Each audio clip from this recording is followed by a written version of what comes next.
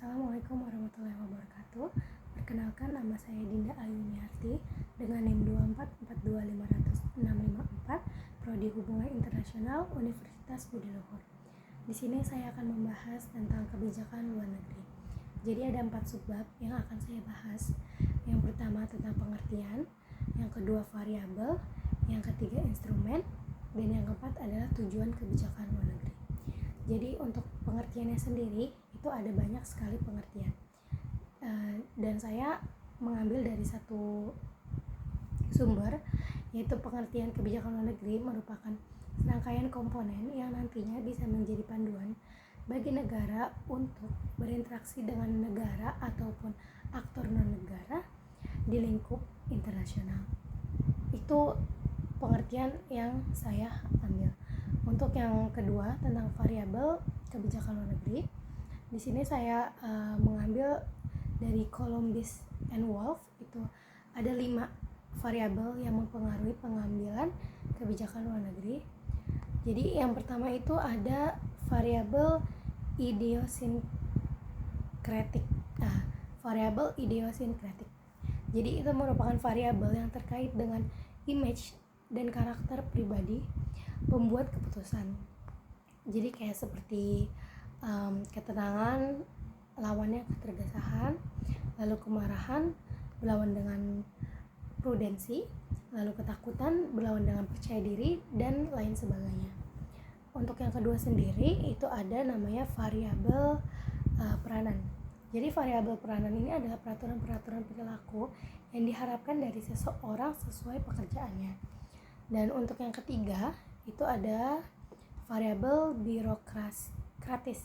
Variabel birokratis ini terkait struktur dan proses pemerintahan serta efeknya terhadap politik luar negeri. Lalu yang ketiga itu ada variabel nasional.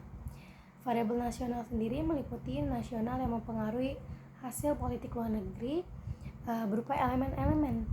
Jadi berupa elemen-elemen kekuatan nasional baik yang tangible ataupun yang intangible. Lalu yang ketiga sendiri ada namanya variabel sistemik.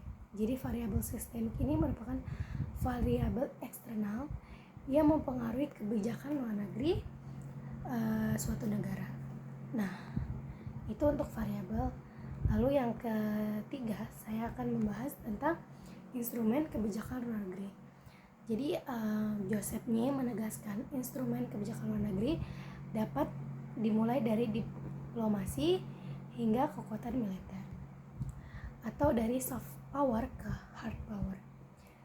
Jadi di antara dua ekstrem, instrumen dapat dikelompokkan ke dalam 3 kategori, yaitu sosialis, lalu koersi, dan intervensi. Untuk yang pertama sendiri, sosialisasi maksud saya, dapat didefinisikan sebagai transfer kepercayaan, nilai-nilai, ide-ide satu aktor ke aktor lainnya. Terus untuk yang instrumen kedua itu ada paksaan. Jadi paksaan ini dirancang untuk mempengaruhi bagaimana negara target berperilaku dengan memodifikasi cara kepentingannya dihitung. Jadi tanpa campur tangan langsung di wilayah asing. Untuk kategori ketiga, itu ada mencakup intervensi. Jadi semua intervensi adalah serangan dalam urusan domestik negara lain untuk membawa perubahan struktural internal. Lalu intervensi sendiri dapat dibedakan menjadi 2, yaitu intervensi politik dapat dibedakan menjadi intervensi politik dari intervensi militer. Untuk yang keempat sendiri, saya akan membahas tentang tujuan kebijakan luar negeri. Jadi tujuan kebijakan luar negeri ini ditujukan untuk mencapai kepentingan nasional yang biasanya terkait dengan kita sebagai warga negara mengharap pemerintahnya. Pada tingkat dasar, kita mengharapkan negara melindungi batas-batas negara, menyediakan keamanan, lalu menyediakan keamanan internal dan tatanan dan sistem hukum, mendukung dan memelihara pertukaran atau pasar. Tujuan kebijakan luar negeri ini sebetulnya ada banyak sekali. Contohnya yang saya ambil itu tentang security atau keamanan. Jadi keamanan di dalam negeri maupun keamanan untuk di luar negeri. Lalu yang kedua ada otonomi. Jadi otonomi daerah. Lalu yang ketiga itu yang saya ambil itu ada tujuan kebijakan luar negeri, yaitu kesejahteraan. Jadi di mana negara ini membutuhkan kesejahteraan untuk berinteraksi dengan negara lain di lingkup internasional.